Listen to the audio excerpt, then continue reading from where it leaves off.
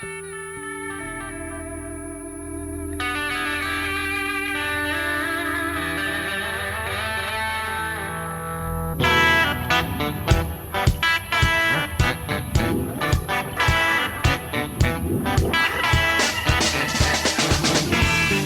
Derek. Greetings, listeners in listener land. This is Arnold Stricker with Mark Langston of St. Louis in Tune. How you doing, Mark?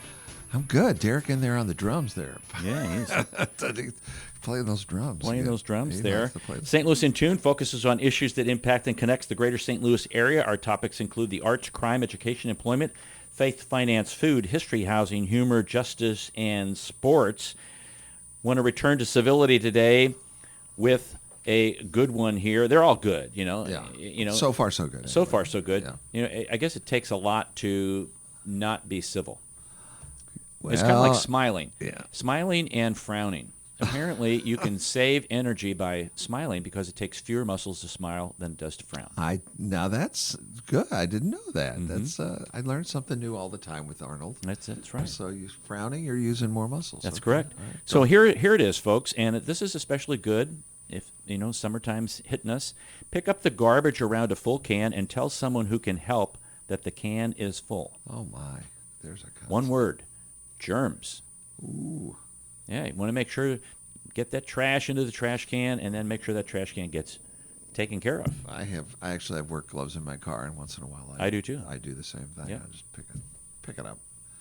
That's my old scout stuff. Leave no trace. Leave no trace. Come on, you see something down on the floor, on the ground, pick it up. People don't want to do that. That's though. right. People don't want to I'm see not it. touching that. We've had a great event happen yesterday. President Biden signed Juneteenth into be a federal holiday, and here in Missouri, that just rolled right down. Thank goodness. And it's a recognized holiday here in the state of Missouri. But Juneteenth, it's the oldest nationally celebrated commemoration of the end of slavery in the United States. And on the line, we have Cliff Robinson, who's founder of Juneteenth.com. And they are, well, I don't want to tell you what they are. I'm going to let him explain what they are. I have it in front of me, but I don't want to. Yeah, don't. Let him do it. I'm going to let him do it. Cliff, welcome to St. Louis in Tune. Thank you, and happy Juneteenth to everyone. Happy Juneteenth to you also. Explain a little bit about, first of all, Juneteenth for those people who may not know the intricacies. We don't need to know the detailed stuff, but there is a story there, and some people may have heard part of it. Some people may have not heard about it at all, Right. which hopefully they have heard something. Explain Juneteenth to our listeners. Sure. And don't feel too terribly bad if you hadn't heard of it, because there are a lot of folks in the country that are just learning about it, you know, for the first time. It's a piece of history that was not included in the books when I grew up, in the history books, only within the last, say 10 to 15 years, they're starting to reference Juneteenth. But basically, it commemorates the ending of slavery in 1865. General Gordon Granger rode into Galveston, Texas, and basically announced to those that were still enslaved that the Emancipation Proclamation had set them free 2.5 years earlier.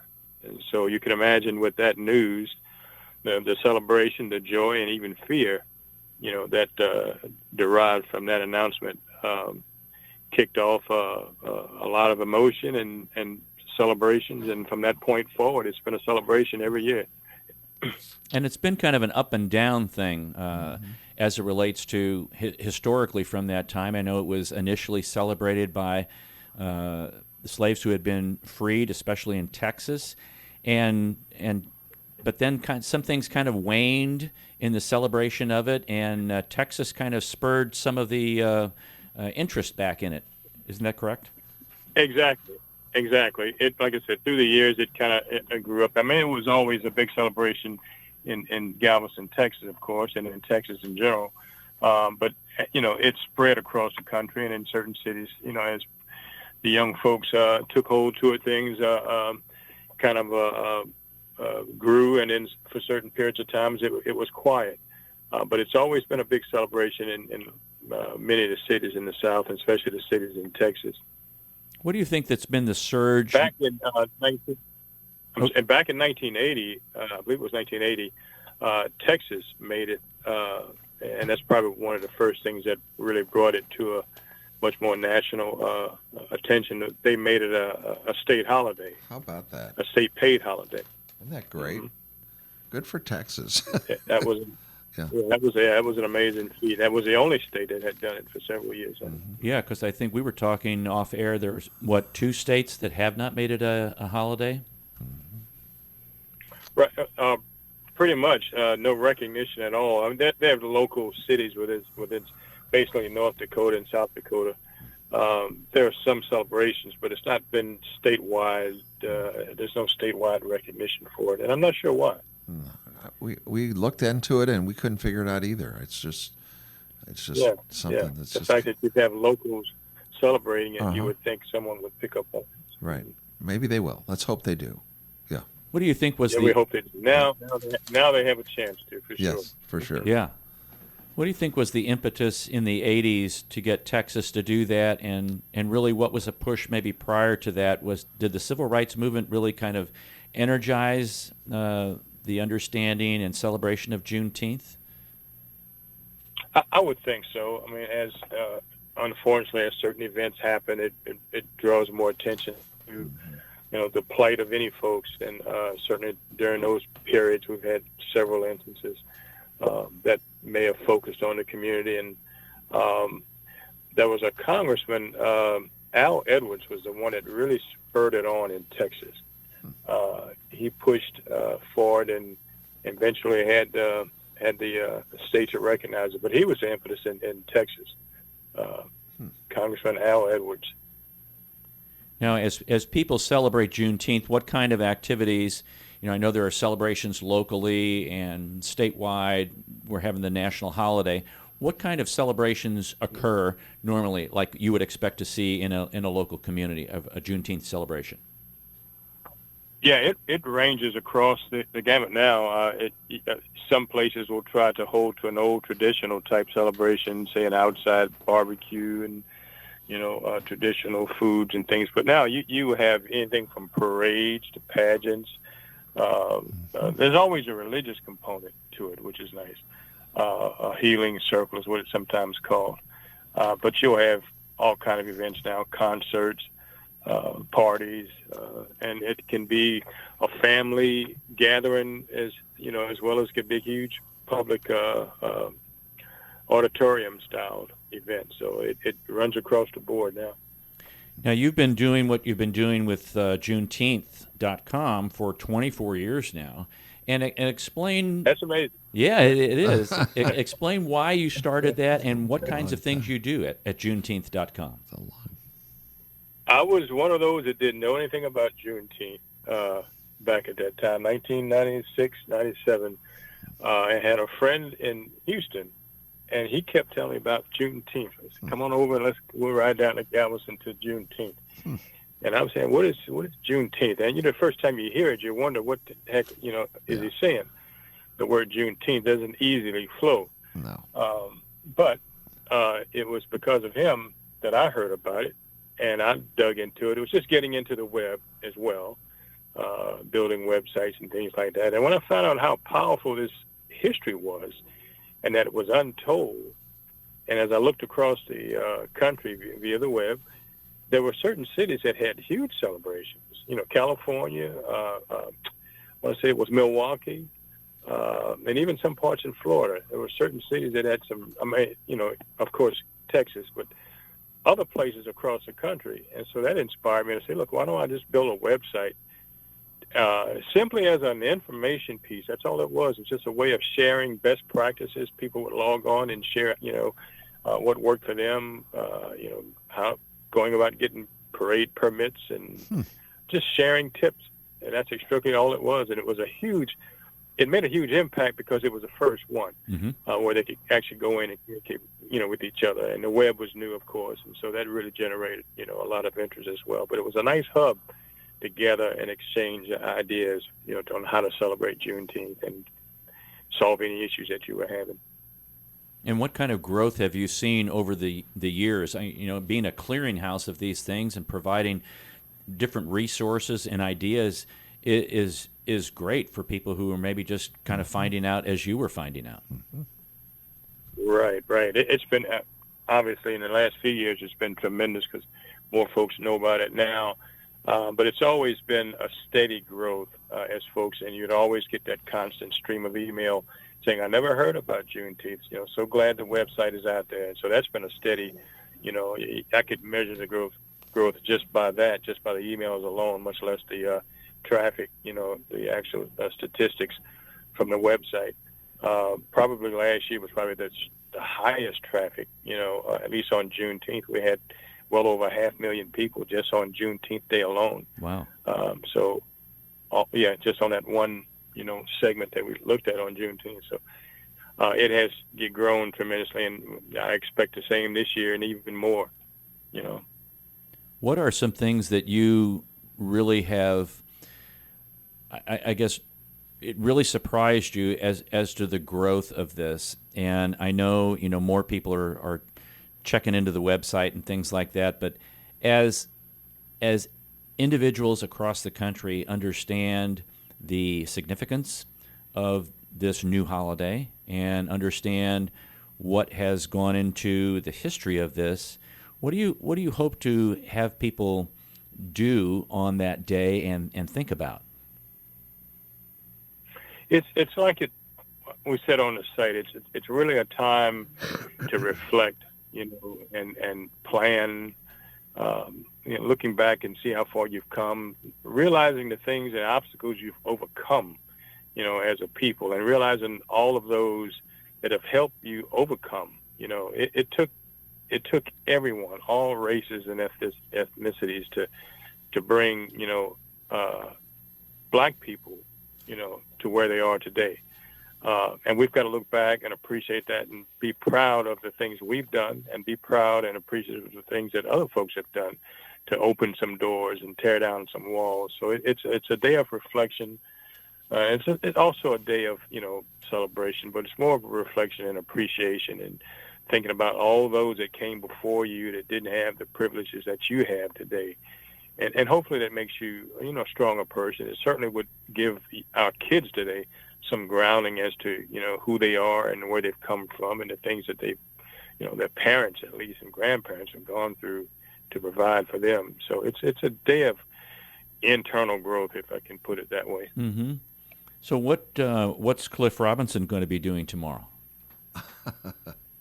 Well, I'll be busy on the web, most of the day until tomorrow evening, and I shut it down and I go out and I have the biggest barbecue I could possibly. It'll just be family members, but we'll do the barbecue between, like I say again, I say this every year. It's between Juneteenth and Father's Day. We put on at least 10 pounds. Juneteenth pounds. Yeah, Juneteenth pounds. Yeah. So what's going to be on the grill? Oh yeah, because we're coming over. I've got ribs. Oh.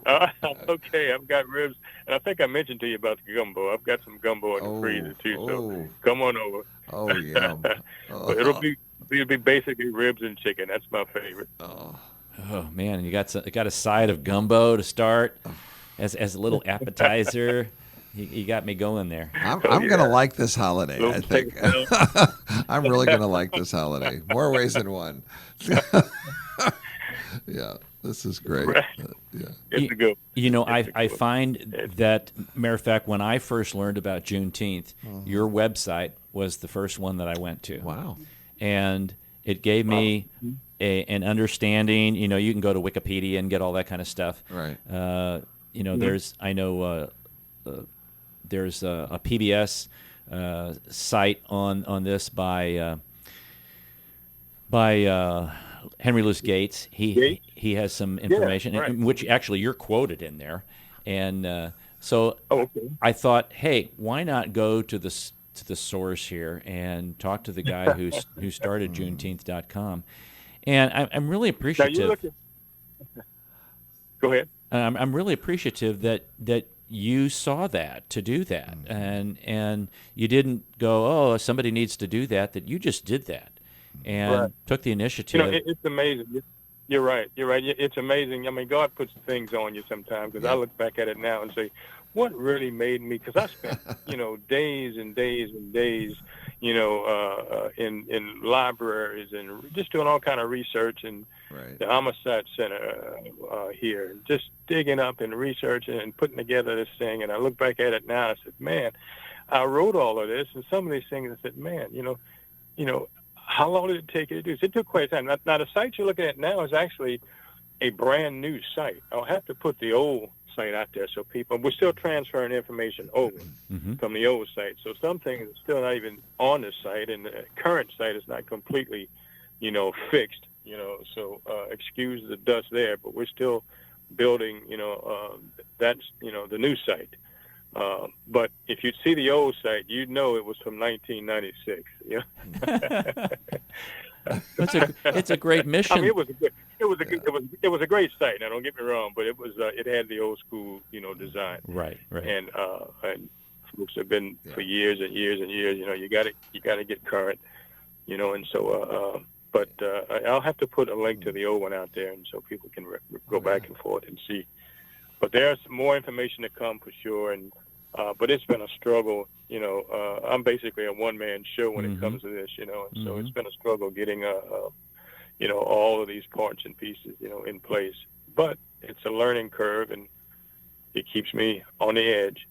Well, it's a great mission you have, and I'm really appreciative. And I understand doing it by yourself.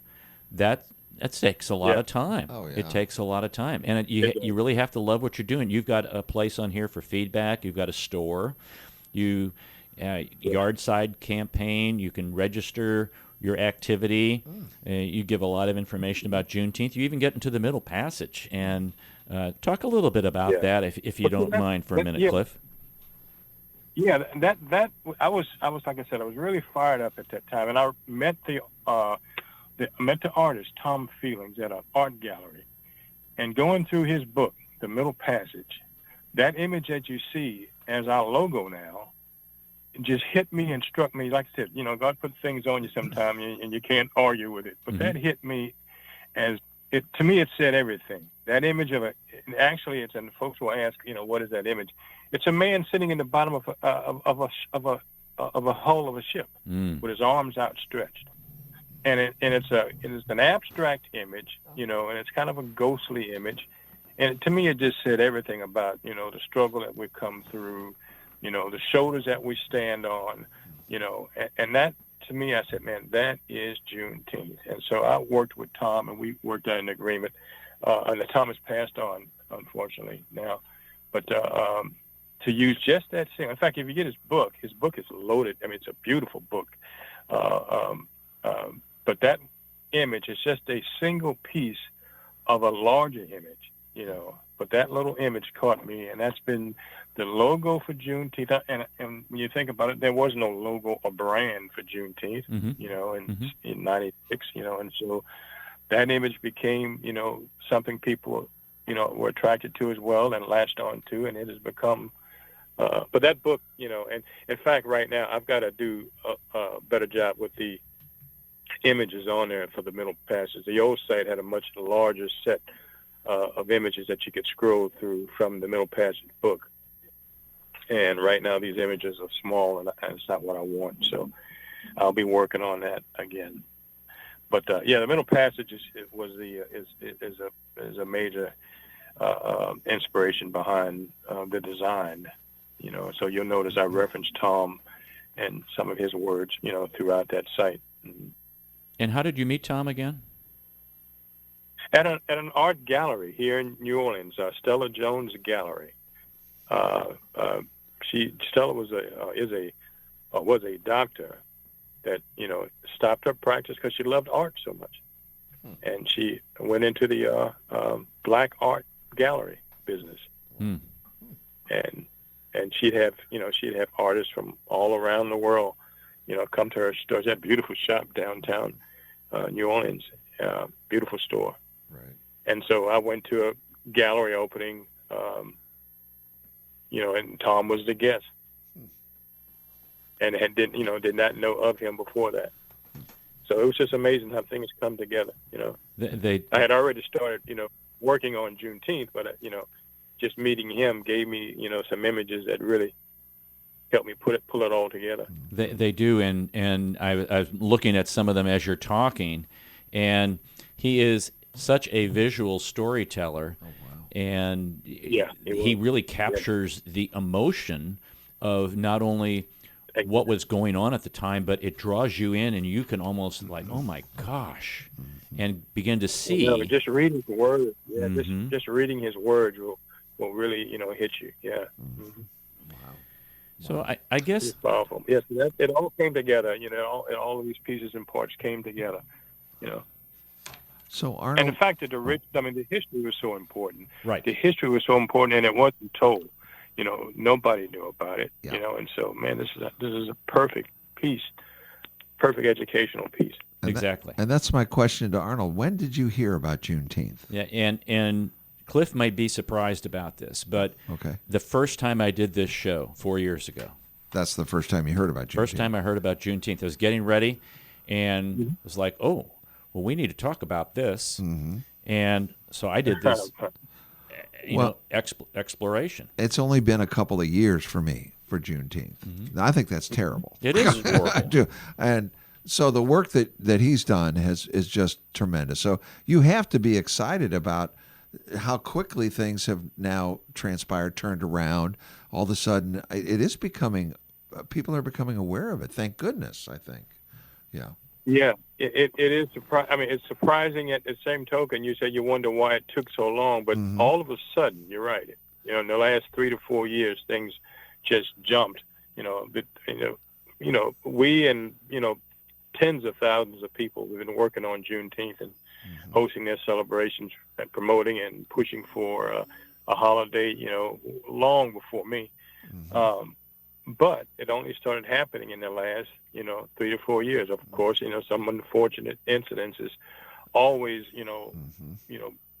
bring things to light, and inspire people and move people. And so I'm sure all of that had a lot to do with making people realize, hey, it's time to right some of these wrongs, Absolutely. And talk about the things that, that we haven't talked about.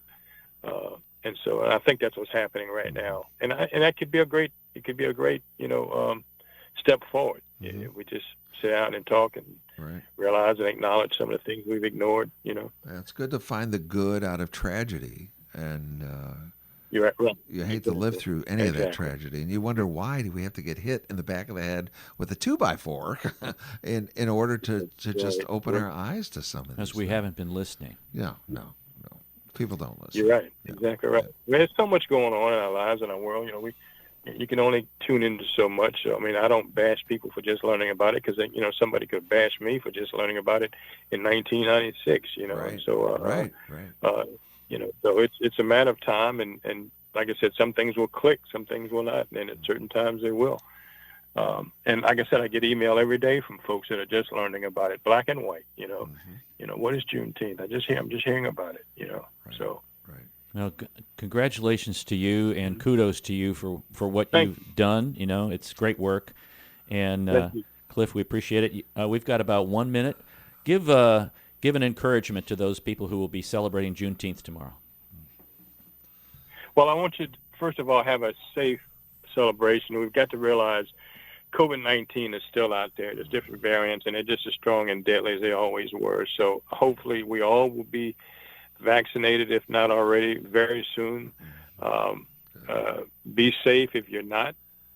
Be safe if you are. But that's my main message this year because we're just getting through some of this COVID piece, and it's not over. But be safe, but enjoy and celebrate, reflect, and appreciate everything you have and what people have done, to bring you where you are right now. And let's have a happy and proud Juneteenth.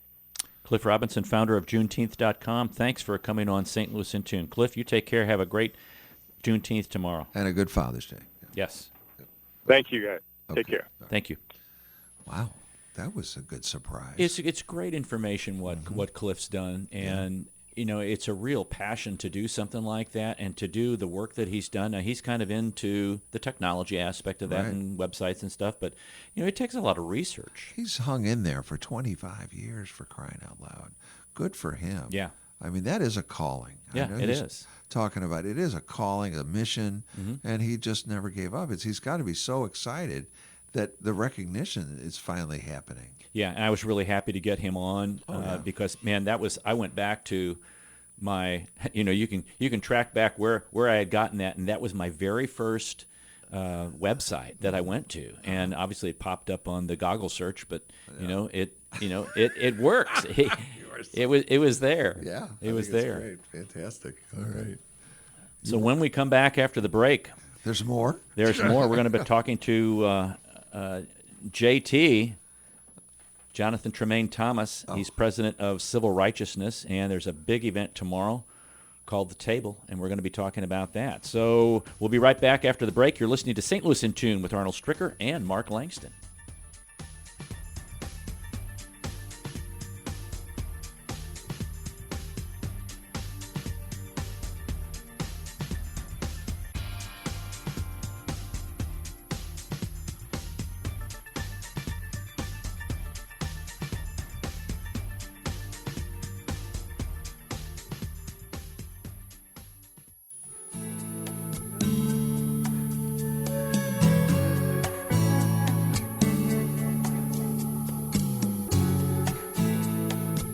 Welcome back to St. Louis in Tune. This is Arnold Stricker with Mark Langston.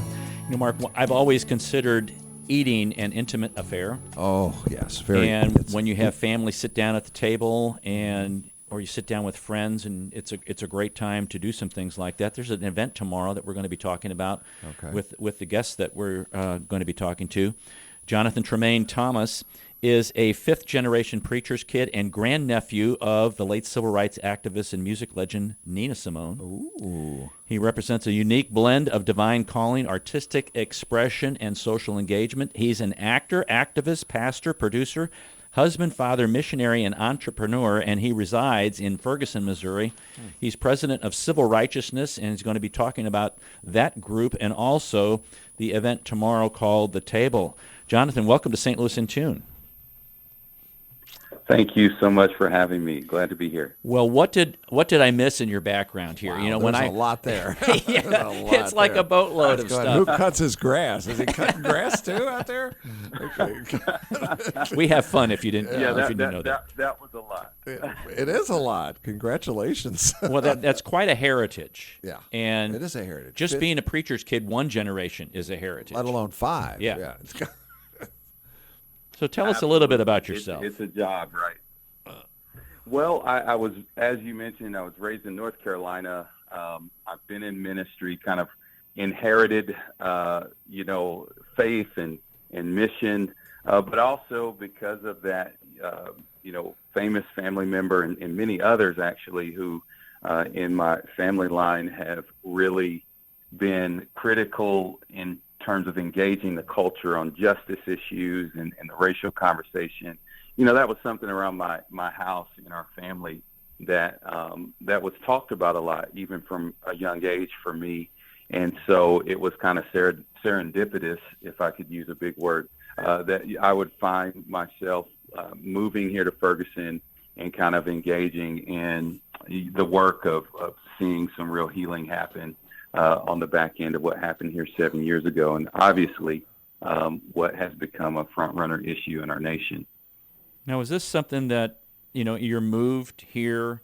I know, as I was kind of reading, you came during the during the Michael Brown issue that happened, but there were some things previous to that. I know you were involved with issues up in Detroit and some activities going on there. Kind of explain how this kind of whole heritage thing pursued you and pressed you into doing what you're doing now through civil righteousness.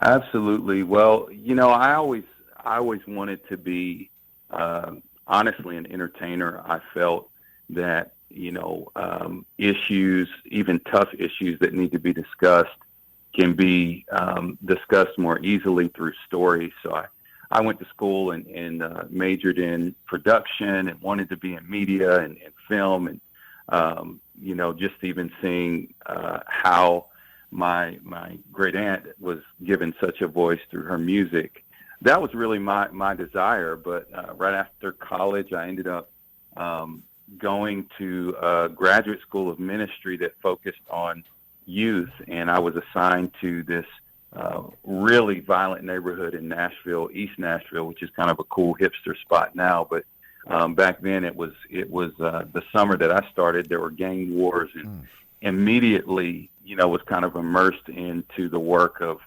peacemaking between feuding street gangs. And that experience then began, the work of, hey, we've got to, it's not enough for a young guy on the streets to decide they don't want to make a living on the underground economy anymore.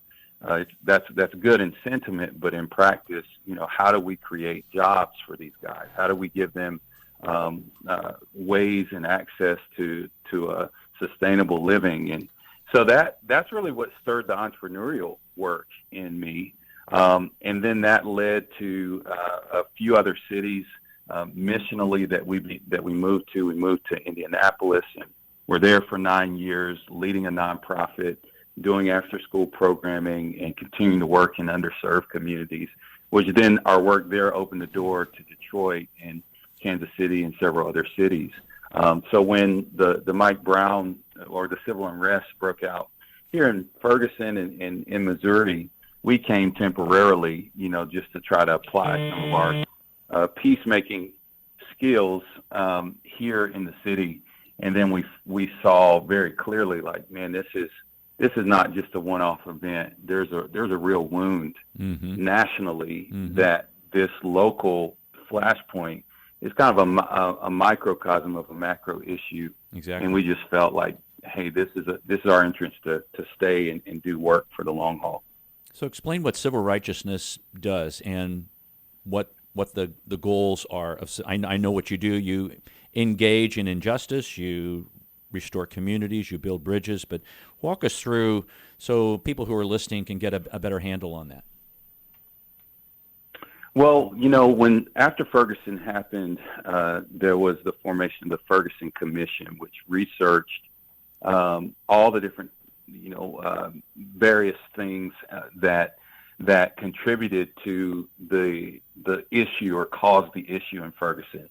And one of their calls to action was for the faith community to engage in the racial equity mission.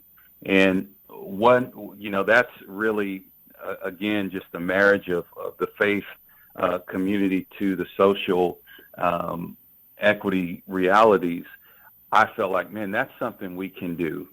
We can come in and provide an on-ramp for particularly the Christian community, both locally and nationally, to begin to wrap their minds and wrestle with, if we call ourselves followers of Christ, does Christ have anything to say about what's going on, and do we have a responsibility in it? So a lot of what we do is we do engage faith communities, but particularly the Christian community, in the discussions. We host racial reconciliation forums. We help, and these days it's not even black and white as much as it is Republican, Democrat. Right. There's such a on the heels of an election year. There's just such a divide. And so how do we step into the gaps where there's division and find ways to find one another and to humanize one another, and help police and activists, not in the tumult of the streets, but at the table. How do they find, once you've gotten each other's attention, now what? How do we possess the ability to really move some things forward in the back rooms as well as the streets? And so we do crisis intervention in the streets. We've been in Charlottesville and Minneapolis and Wisconsin and Oakland and all the cities over the years where various civil unrest has broken out as peacemakers. So we train and equip teams to go in and in atmospheres that can quickly spiral out of control. We have people physically present on the streets, having conversations, de-escalating, and also interpreting, mediating, not just saying calm down, but saying, hey, let's help us understand what the real issues are, and help people on both sides understand those issues. When you've talked to people, and as people have come back and They have discussed what has gone on, where they've been talking to individuals. What has been a common, or has there been a common theme that has run through all of that?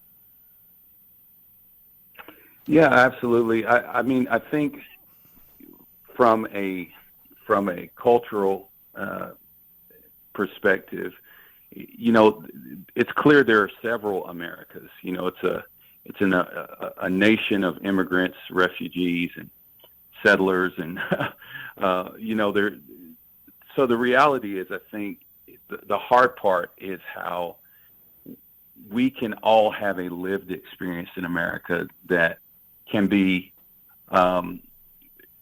close and similar in proximity, but very different in experience. Mm-hmm. And to get people to a place where we can see and understand the experience of the other is difficult when these types of issues stoke deep passion and deep emotion. At the core, there's like identity tied to even the accusation or the assumption that someone might be a racist, or the assumption that someone isn't a racist.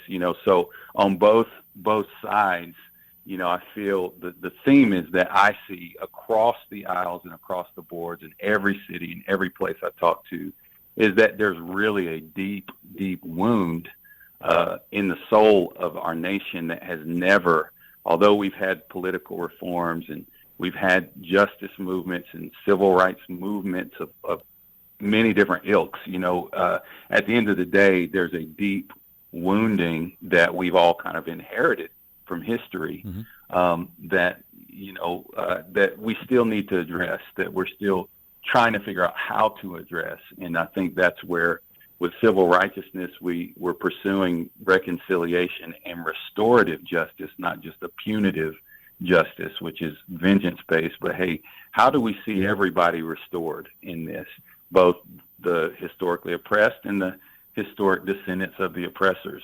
How do we get and emerge from this place with healing from the inside out?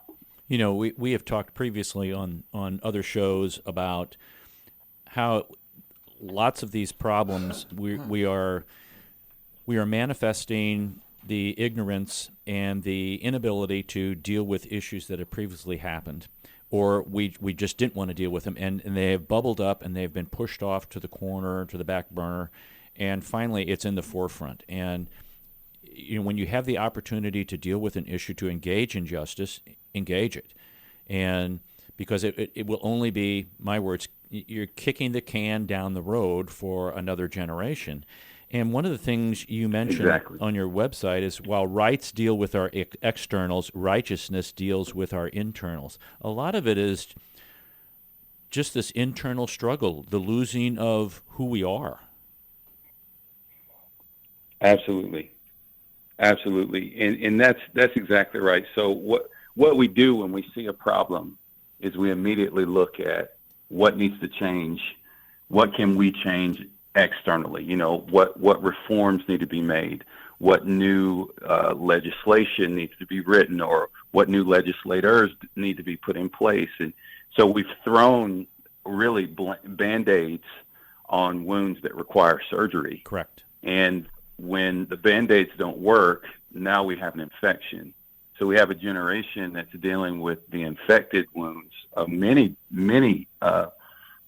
generations of our foremothers and fathers who have lived. And, wounds heal from the inside out. So if we look internal and we go, okay, righteousness deals with the internals. It's the way we think. It's the way we've been kind of culturally wired. It's the biases. It's all these different things that ultimately, that's the area that faith deals with, the area of the soul, and good action and good deeds and goodwill towards mankind flows from the private kind of inner workings of our heart and our soul and our mind and our emotions. And, so there's trauma, there's just like post-traumatic stress. Mm-hmm. I mean, it's like historical post-traumatic stress that we need to begin to deal with this just as seriously deal with these issues from a mental health and a spiritual and emotional health standpoint as seriously as we've tried to address it from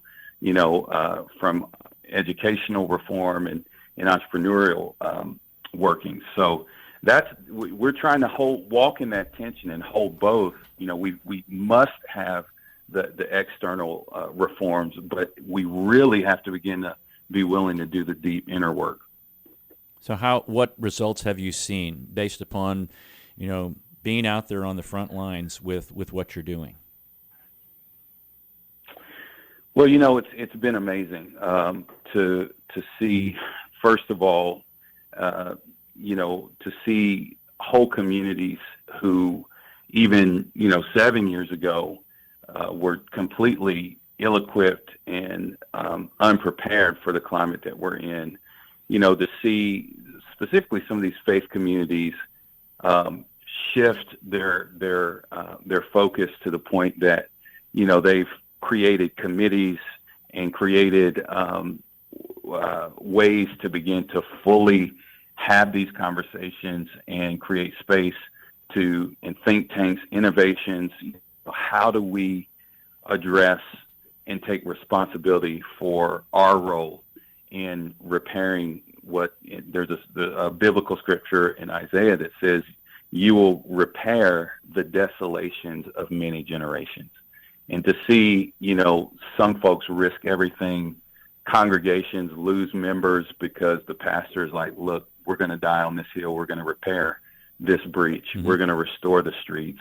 We're going to have these conversations. I've seen some real courageous leadership from even from white evangelical churches and from Black Protestant. I think we lost our guest, folks. We're going to try to get him back. Try to get him back. Yeah, we'll try to get him back. We apologize for that. But while we're getting that, tomorrow in Ferguson, Jonathan, I was going to ask him about this, and we will get him back to talk more about this, but there is really a faith-filled vision, wonderful food, great music, brave conversation at the table. And it is a diverse group of change makers. It's sitting down at the table. It's going to be marking historic Juneteenth, as we talked in the previous half hour. And it's kind of an escape from what's going on to reflect. And I know what's interesting is Cliff said the same word, reflect. Mm-hmm. Reflect on what has happened in the past, embrace the reality of what's going on right now, and where can we be, dream together, where can we be, what should we do to not only help our generation, but future generations to avoid some of the craziness that we've experienced over our generation. Right. Those are all great questions. So this is going to take place tomorrow, and you can go to thetablestl.com, thetablestl.com. They've got some information about that, and we're going to encourage Jonathan to give us a call back. I know he's listening and trying to get back on here. Right. But the followed by the pound or hash. There are a variety of things that you can do. They have a social hour at 5 to 6 tomorrow. Then there's dinner, music, and table talk from 6 to 8:30. Grace Meat and 3 is providing the food for this particular event. And I know Ricky, and Ricky's he's going to provide some good stuff. Jonathan, are you back there? Yes, I'm here. Sorry about that. We had some technical difficulties, and we apologize for that. I was doing a ad lib. Yeah. And he doesn't ad lib very well, John. But he did all right. I was talking about the table, and we were going to segue to that, but because I was going to segue through your Soul Coffee House and how that's such an integral part of Ferguson and kind of the place where everybody would meet and talk and at least get some of these things out. Touch on that and then segue to the table, if you would. Absolutely, yeah. The Corner Coffee House was the space for over 20 years, 27 years, I believe, to be exact, was just really the heart and soul of Ferguson. We purchased it 2 years ago, and it's been a process We launched Soul Coffee Roasters online on July 4th of last year. So in the COVID environment, we pivoted from trying to get the retail space open and launched online, and it's been really successful as people around the country have started buying the coffee and loving it. But now we're in the active process. We're actively renovating the space in hopes of opening Soul Coffee this fall in downtown Ferguson, and we really see it as a physical space where we can host and kind of create an atmosphere for conversations that lead to reconciliation. You know, coffee has always brought people together, always been a place of convergence and community. And so for us, it's kind of the perfect way to, in a physical way, model, you know, the values that we carry even as an organization, as civil righteousness, and also create jobs for people in the community while also celebrating, you know, some of the unique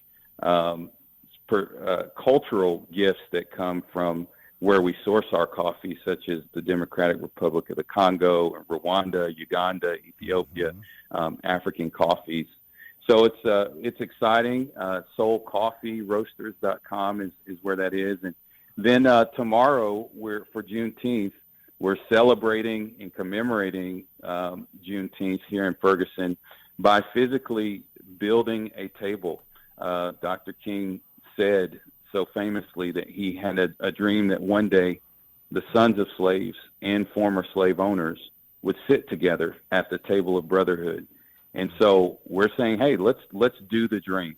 Let's get people from different sides of the aisle, different backgrounds and cultural experiences together over a meal, and let's have some brave conversations around not just celebrating the end of slavery, but you know, where are we still in bondage, and where do we still need freedom? All of us, not just one race, but all of us as the human race. Let's sit at this table, and we might even get offended at the table for a minute, but let's commit to stay there and to leave unoffended. Yeah. And those are, I know, just growing up in my family, and what we've continued with our family, my wife and our family, is, you know, you sit down at the table, you have dinner, especially when the kids are in school. Now we have a Sunday night family dinner that Good. if you're in town, you got to be there. Good. And it's very intimate affair. You talk about, you know, what'd you do in school today? Well, the answer was always nothing, but you would ask questions. It was a time to have conversations, talk about issues, listen, and get a finger on the pulse of where your kids or your spouse was, either emotionally, mentally, physically, spiritually.